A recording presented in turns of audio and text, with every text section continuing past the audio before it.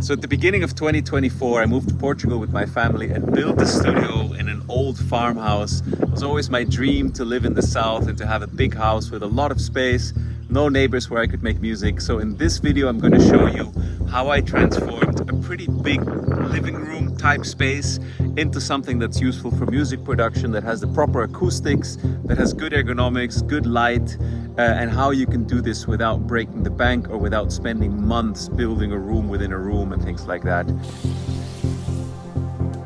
Let me share with you the rough game plan for how I'm going to build it in here. I'm going to keep this sitting area just to chill and relax. This box here has acoustic panels, which are Basotec. To get this, it's the best stuff. It's fire retardant. It's not expensive. Music Store actually had really great prices on it. So that's going to be attached to the first reflection points on these walls. And actually we realized this room sounds pretty good. If I do a clapping experiment, the reverberation time, and also when I'm speaking in here, the bass build up, it's really minimal. It's really surprising. The room sounds good. And I'm going to make a little cloud over my head also so that I don't get reflections off the ceiling. And my mixing position is going to be here. This area in the back here has kind of an elevation, as you can see. That's going to become like a raised space where I can put drum machines and synthesizers. All right, everyone, this is my friend who chooses to remain anonymous, and he's going to help me do this very interesting experiment, which is figuring out the best spots for your speakers in a room, because moving your speakers around has a huge impact on how the speakers connect with the room and what kind of standing waves or out of phase things they create. And I'm going to record this with a little stereo recorder so that you can actually hopefully hear what's happening in this room and what a huge difference it can make where you place your speakers. And my friend is going to move just one full range speaker. It's not super huge, but you can't really do this with a Bluetooth speaker. It needs to have some bass, and he's going to move it around, and I'm going to try to determine what's an optimal point for that speaker. So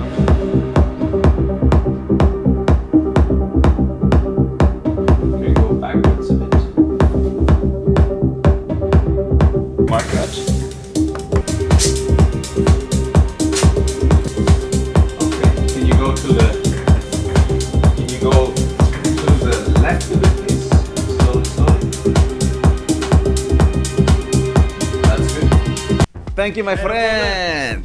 And we found now these three spots on either side of the center line of the room that work well. But I think this outer position here and here sounded really, really good. And so that was the speaker setup test. And now it's time to start building stuff up here. I've started to clear the area where I'm going to build up my session desk, Gustav desk.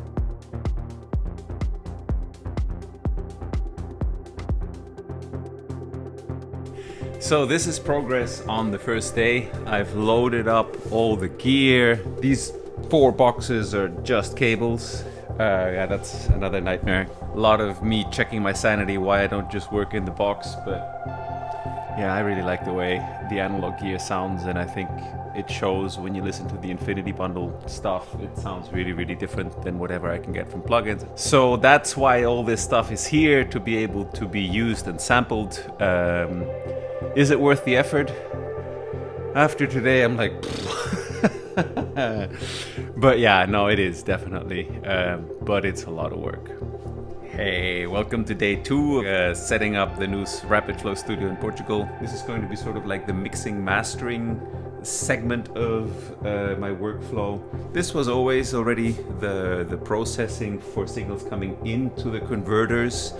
Yeah, converters, patch base, everything's going to be over here. In addition, for Portugal is a Furman to take care of yeah, like problems with the power.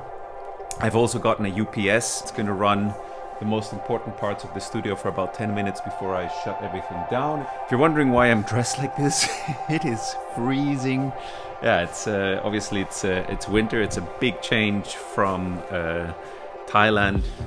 Another reason to get the gear up and working quickly, because it'll start creating some heat in here, which should help. Yeah, hoping the wood guy's gonna come today and bring more wood so I can make a fire in here. So this is the end of day 2. Actually looks worse than when I started. But yeah, I've gone through all of the cables and organized them so that I have everything ready to go. On Monday, actually, we're going to be getting a bunch of wood, which means I'll be able to heat this room, and maybe that's the day to do this. Hey, good morning. This is day 3 of building up the studio in Portugal. As you can see, the sun is just coming up. It's about 6:30 in the morning. And it's super fresh, it's really nice. And a day actually starts with getting wood for the fire. The wood guy came yesterday, so we have wood available to heat the studio room. So fire's going, and just in the nick of time, just had a look what the temperature is in here. I have this little weather monitoring station so that I can keep track of humidity and stuff in the studio. It's 12 degrees in here. So this is where we're at today.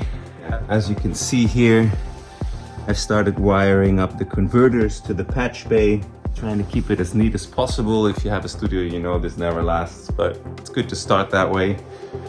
Then over here is going to be the mixer with a bunch of gear around it, just to be able to get sounds in. I think this will become like a little modular kind of table. What I've just realized is something super nice, is I can see the sunrise from the studio. Guys, I can't tell you how much I've looked forward to having natural light like this in a studio. It's been what feels like, yeah, half a lifetime of studios in basement, bunkers, attics, you name it. But this is the first time of having a studio with real sunlight pouring in. Super, super nice. Yeah, very, very grateful for life, for giving me this opportunity to build a studio like this. Hello everyone, so this is day 4. Yeah, let me show you where I'm at here now. Temperature in the studio is up to cozy 21 degrees. Basically, all this gear is now wired into the patch bay. Electricity is down, UPS. All I have to do now is put up the speakers and the 2 remaining TFTs. I've been leaving that stuff out because I don't want to knock it over when I'm crawling back there. And then, if that signals here test well, I can start to build up the instruments, and then it's kind of done. So, getting there, getting there. Hey everyone, so this is the end of progress on day 4. The speakers are up, the first displays are going up, my monitoring is hooked in, patch bay is done, just have to patch in the instruments. We got power to all the racks, which I'm very happy to see the studio come back to life. And so far, at least the equipment on this side, everything powers on smoothly. That's always amazing. You never know what happens with these things in transport. We're gonna go for some dinner now with the family, and yeah, keep going on here tomorrow. Bye-bye.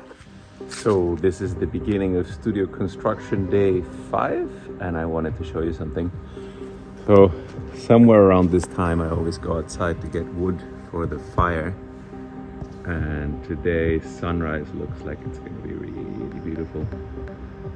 So yeah, this is amazing about starting the days like this.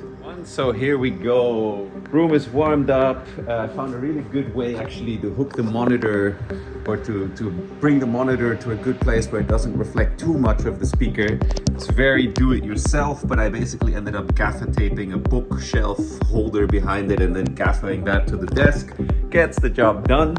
And now I'm super looking forward to finally finishing this desk and moving on to the instruments today. And one part of the process I didn't capture that I think is very interesting for you to know is how I'm handling power here.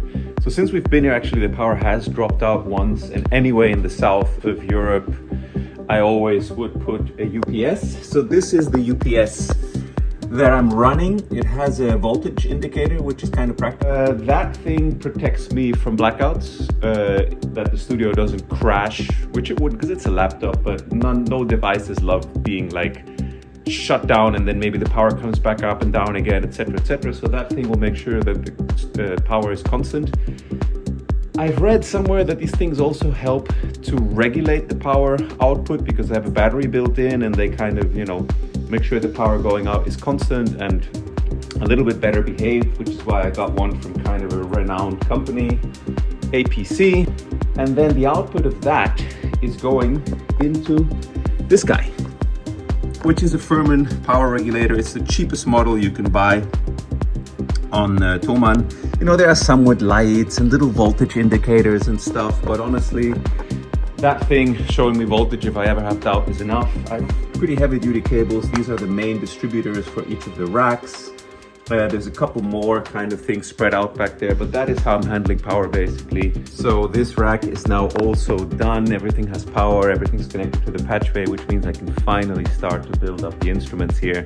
It's gonna be the best part. I'm really looking forward to it. This is the end of day 5, sharing with you progress as I go along. So this has come together nicely. I've now managed to get the screens up in such a way that, yeah, I think they're out of the way enough of the speakers. And it's actually kind of a nice little spaceship situation going on there. The mixer is up. Yeah, the instruments are up. And I've just put up the stuff that I really love to use. The other stuff is just gonna stay in boxes for now. So I have the Prophet 600, the Vermona Performer, the Rhythm. This is an 808 clone. That sounds very good. I'm very curious to check that out. It's the 8 Raw 8. Poly D, which I've been hearing a lot online and just sounded really amazing. So I wanted to check that out. There is a DRM1 that I use quite a bit. And then the 2600, the Oberheim Semclone, the Telemark from Analog Solutions. And then this is the System 100 clone from Roland done by Behringer, which I think sounds incredible. There's going to be some kind of little sequencer here because yeah, all of this stuff usually gets triggered with BDCV. It's way tighter than triggering it with MIDI, I've realized. So this is probably going to be the sequencer for that drum machine, and I have to figure out how I can bring the Octatrack in because I use that as a sequencer for the Vermona Performer. But overall, this is the layout of the studio now, and yeah, kind of one of the best things is the fact that I have so much daylight and oxygen when I open this window.